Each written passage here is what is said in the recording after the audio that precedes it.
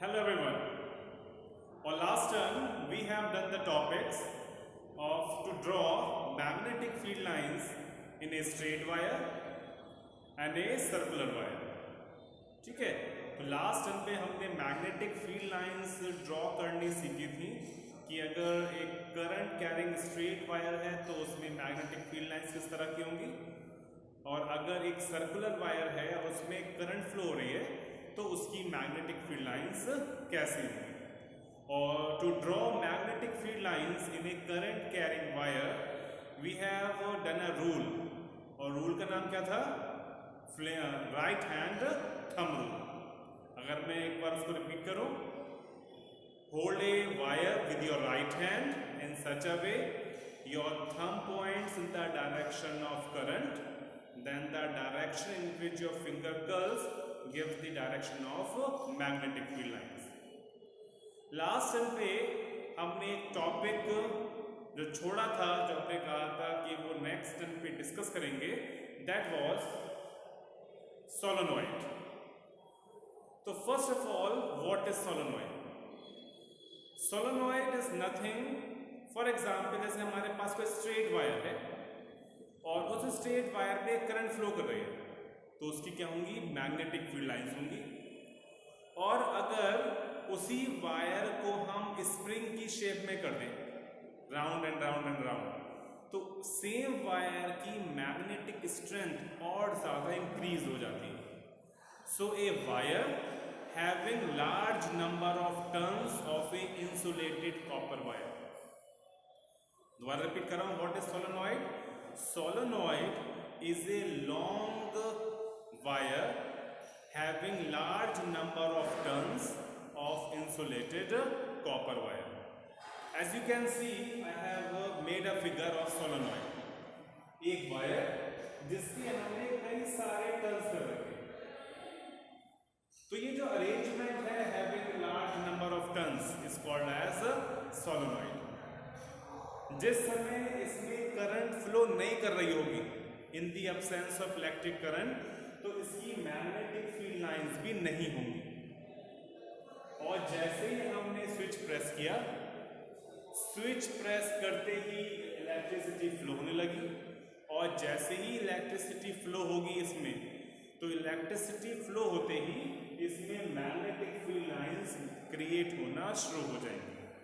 तो यहाँ पे जो मैंने मैग्नेटिक फील्ड लाइंस बना रखी हैं, तो these are the magnetic field lines in a solenoid, that is current carrying solenoid. ठीक है, सोलेनॉइड ये आप घर पे भी बना सकते हैं. कोई ऐसा स्पेशल डिवाइस नहीं है कि कहीं से आपको परचेज ही करनी पड़ेगी.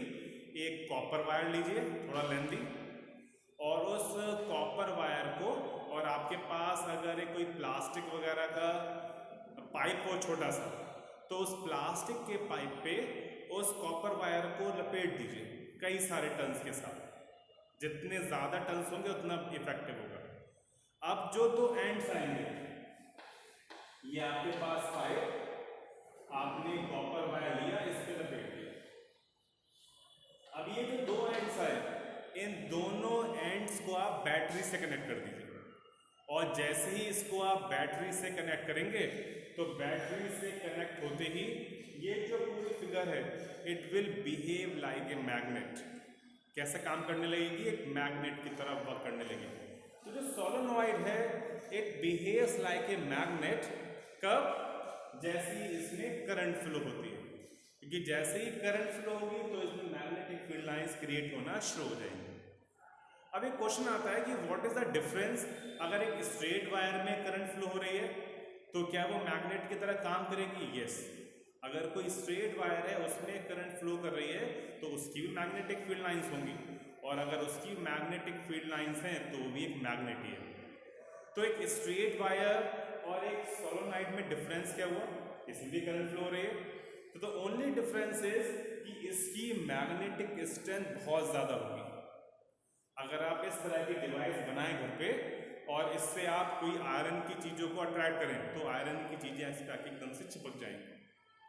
सो the magnetic strength of a solenoid is much much higher than a straight wire. Second thing is, अगर हम चाहते हैं कि हम सोलेनॉइड की मैग्नेटिक स्ट्रेंथ को और ज़्यादा इंक्रीज करें, कि हम चाहें कि ये और अच्छा मैग्नेट का तरह काम करे, तो इसमें हम कुछ चेंजेस कर सकते हैं। Number 1, bye increasing number of turns. Turns का मतलब ये जो मैंने सर्कुलर, जितने ज़्यादा सर्कुलर होंगे वायर के, जितने ज़्यादा टर्न्स होंगे मैग्नेटिक स्ट्रेंथ उतनी ज़्यादा होगी।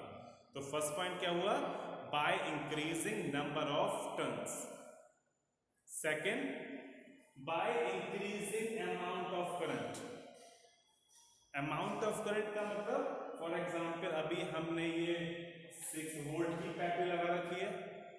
6 वोल्ट की बैटरी की जगह आप थोड़ी सी हायर बैटरी ले लीजिए, तो जितनी ज़्यादा वोल्ट की बैटरी होगी, जितनी ज़्यादा करंट फ्लो होगी, मैग्नेटिक स्ट्रेंथ उसकी उतनी ज़्यादा हो जाएगी।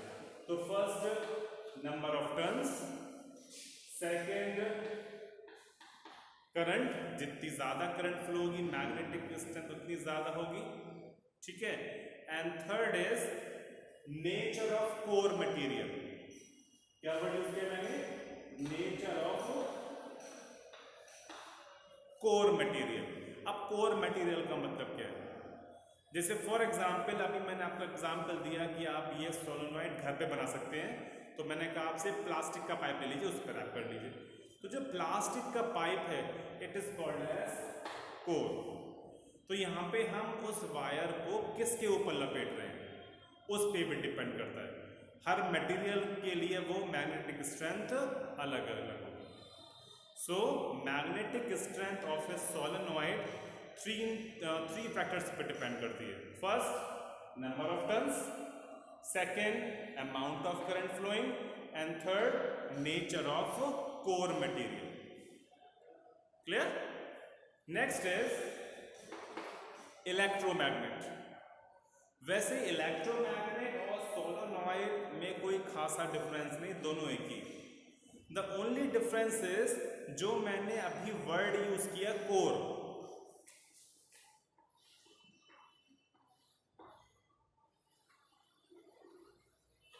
एक वायर लो, उसको आपको रैप करना है, लेकिन किस चीज के ऊपर रैप करना है। अगर वो सब्सटेंस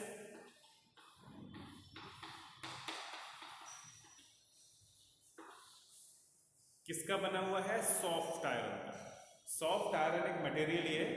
अगर जैसे अभी हम प्लास्टिक ले रहे थे, प्लास्टिक के ऊपर रैप कर रहे थे, अगर हम प्लास्टिक के ऊपर वायर को रैप ना करके किसके ऊपर रैप कर दें, सॉफ्ट आयरन के ऊपर, तो सॉफ्ट आयरन के अगर ऊपर रैप करेंगे तो it is called as electromagnet.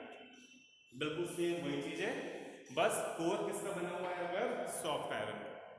अब ऐसा करने से होता क्या है कि सॉफ्ट आयरन का कोर लेने से मैग्नेटिक फील्ड या मैग्नेटिक स्ट्रेंथ मैक्सिमम हो जाती है, तो it is called as electromagnet.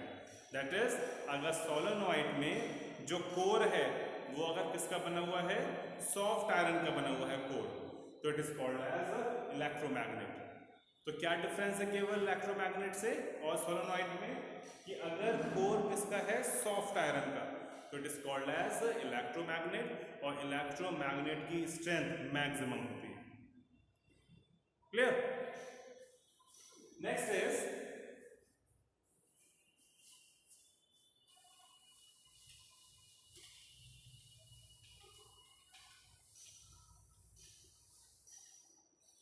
एक क्वेश्चन जनरली एग्जाम में पूछा जाता है कि what is the difference between permanent magnet. जब मैं परमानेंट मैग्नेट की बात कर रहा हूं तो it can be bar magnet, it can be circular magnet, it can be U shape magnet. तो एक परमानेंट मैग्नेट जैसे बार मैग्नेट हो गया,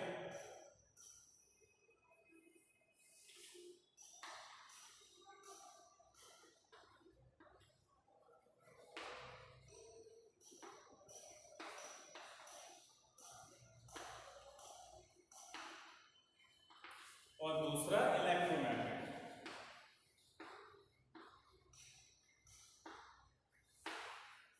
so what is the difference between permanent magnet and electromagnet? अब जैसे permanent magnet, bar magnet. First, permanent magnet के poles fix होते हैं। फिक्स का मतलब जो नॉर्थ पोल है वो हमेशा नॉर्थ रहेगा, साउथ पोल हमेशा साउथ रहेगा। लेकिन इलेक्ट्रोमैग्नेट के मैग्नेटिक पोल्स चेंज कर सकते हैं। क्यों? क्योंकि यहाँ बैटरी लगी हुई है, ये एक बार निगेटिव है एक बार पॉजिटिव, तो उसके अकॉर्डिंग नॉर्थ एंड साउथ होंगे। अगर इसको हम चेंज कर दें, इसको पॉजिटिव ले लें, इसको नेगेटिव ले लें, तो पोल्स भी क्या हो जाएंगे? चेंज हो जाएंगे। तो first difference, magnetic poles of bar magnet are fixed, लेकिन इलेक्ट्रोमैग्नेट के पोल्स क्या कर सकते हैं? चेंज कर सकते हैं। सेकंड डिफरेंस, बार मैग्नेट की मैग्नेटिक स्ट्रेंथ वीक होती है, लेकिन इलेक्ट्रोमैग्नेट की मैग्नेटिक स्ट्रेंथ हाई होती है। थर्ड, बार मैग्नेट की मैग्नेटिक स्ट्रेंथ फिक्स होती है, लेकिन इलेक्ट्रोमैग्नेट की मैग्नेटिक स्ट्रेंथ को चेंज कर सकते हैं। और चेंज कैसे कर सकते हैं? By increasing number of turns, by changing current, by changing core material. ठीक है नहीं? तो these are some difference between bar magnet and electromagnet. One more question जो एग्जाम में पूछा जाता है about electromagnet is, as we have discussed right now कि the core must be of soft iron।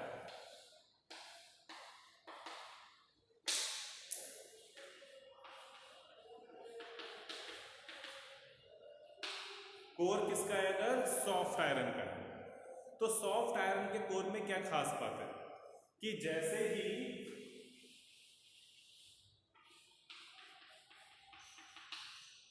हमने करंट फ्लो करी wire में, और जैसे ही करंट फ्लो होगी वायर में, तो it will behave like a magnet. अब क्या होगा कि जो सॉफ्ट आयरन है ये भी मैग्नेट की तरह काम करना शुरू कर देता है। वायर तो करेंगे, लेकिन सॉफ्ट आयरन भी मैग्नेट की तरह काम करना शुरू कर देता है। लेकिन कब तक? जब तक इन वायर्स में करंट फ्लो हो रही है। जैसे ही वायर्स में करंट फ्लो होना बंद होगी, सॉफ्ट आयरन अपनी मैग्नेटिक प्रॉपर्टी को लूज कर देगा। अब इसमें क्वेश्चन आता है कि why steel is not used for making core of electromagnet. कि अगर इसे हमें रैप करना है जिसके ऊपर, अगर वो किसका बना है? स्टील का, तो स्टील का क्यों नहीं कोर यूज करते? रीजन कि अगर स्टील का हमने कोर यूज किया तो जैसे ही करंट फ्लो होगी वायर्स में, तो स्टील भी मैग्नेट की तरह काम करेगी। लेकिन जैसे ही अगर हम करंट ऑफ करेंगे, सर्किट में फ्लो होना बंद होगी, स्टील अपनी मैग्नेटिक प्रॉपर्टी लूज नहीं करता और it becomes a permanent magnet. So that's why steel is not used for making core of electromagnet. ठीक है? Now coming to next topic, as you can see, force on a current carrying conductor placed in magnetic field. जैसे अभी हमने कहा कि कोई wire है और इस वायर में करंट फ्लो कर रही है, और वायर में करंट फ्लो करेगी तो it will behave like a magnet. इसका मतलब क्या कहते हैं? ये क्या है? मैग्नेट है। और अगर इस मैग्नेट के पास दूसरी मैग्नेट है तो क्या होगा? इस पे जब दो मैग्नेट आपस में पास में आएंगी तो या तो वो अट्रैक्ट करेंगी या फिर रिपल करेंगी। तो नेक्स्ट टॉपिक हमारा ये है फोर्स ऑन ए, किस पे? Current carrying wire, current carrying conductor. अगर किसी कंडक्टर में करंट फ्लो हो रहा है और वो कंडक्टर कहाँ रखा हुआ है? मैग्नेटिक फील्ड में, तो उस पे फोर्स लगेगा। ठीक है? अब उसके लिए वी हैव एन एक्सपेरिमेंट, ये चेक करने के लिए क्या वाकई में अगर किसी वायर में करंट फ्लो कर रहा है और उस वायर को मैग्नेटिक फील्ड के अंदर रख दें तो क्या उस पे फोर्स लगेगा? तो दिस इज द एक्सपेरिमेंट। इस एक्सपेरिमेंट का एक वर्ड और यूज करते हैं, किकिंग वायर एक्सपेरिमेंट। क्या है एक्सपेरिमेंट का नेम? Kicking wire experiment. ठीक है? एक्सपेरिमेंट क्या है को समझ लेते हैं। इसमें we have taken a U shaped magnet, एक स्टैंड ले लिया, एक हमने ले ली रॉड, आयरन कॉपर वगैरह की कोई सी भी रॉड ले लिए, और इस रॉड को हमने कनेक्ट कर दिया एक बैटरी से। दैट इज, इसमें जैसे स्विच प्रेस करेंगे इसमें क्या फ्लो होगी, करंट फ्लो होना शुरू हो जाएगी। अब ये जिसमें कंडक्टर में करंट फ्लो होगी वो कहाँ रखा हुआ है, दूसरी मैग्नेट के अंदर रखा हुआ है, उसके साथ में रखा हुआ है। तो जैसे ही हमने स्विच प्रेस किया, फॉर एग्जाम्पल ये हमारे पास कोई एक वायर था, ये यू शेप मैग्नेट रखी हुई थी और इसको हमने कनेक्ट कर रखा है बैटरी से। जब इसमें करंट फ्लो नहीं कर रही थी तो ये ऐसे ही था बिल्कुल स्टेट पोजीशन में, और जैसे ही स्विच दबाया हमने करंट फ्लो करी, और जैसे ही करंट फ्लो करी तो एकदम से ये अपनी जगह से हिल गया। क्यों हिल गया, इसका मतलब क्योंकि जैसे ही करंट फ्लो करी तो ये कैसे काम करने लगा, एक मैग्नेट की तरह। तो इसका मतलब एक तो ये खुद मैग्नेट, एक मैग्नेट और रखी हुई है दूसरी यू शेप मैग्नेट, और जब दो मैग्नेट आपस के आसपास होंगी तो उन पे क्या लगेगा, फोर्स लगेगा, और फोर्स लगते ही क्या होगा, वो एकदम से मूवमेंट में आ जाएगा। जैसे ही दोबारा से आप करंट को फ्लो होना बंद कराएंगे तो जैसे ही करंट फ्लो होना बंद होगी ये दोबारा से अपनी पोजीशन पे आ जाएगा। तो ये एक्सपेरिमेंट ये शो करता है कि अगर किसी वायर में करंट फ्लो हो रही है और वो मैग्नेटिक फील्ड के अंदर रखा हुआ है तो उस पर क्या लगेगा, एक फोर्स लगेगा। This is called as force on a current carrying conductor placed in magnetic field. ठीक है, now this is all for today. तो जितना भी कराया है इसको प्रॉपर तरीके से अपनी नोटबुक्स में कॉपी करिएगा, वीडियो को बार बार देखिए, कोई चीज़ अगर समझ में नहीं आई है, ठीक है। और इसके नोट्स वगैरह जो भी हैं आप लोग बना रहे हैं, अपने आप बना रहे हैं तो बहुत बढ़िया बात है, ठीक है। इससे आप खुद बनाएंगे तो आपका रिवीजन भी हो जाएगा, और अगर कोई दिक्कत आ रही है तो मैं नोट्स आपके शाम को या नेक्स्ट डे में सेंड करूँगा। इसमें क्लियर? Okay, thank you.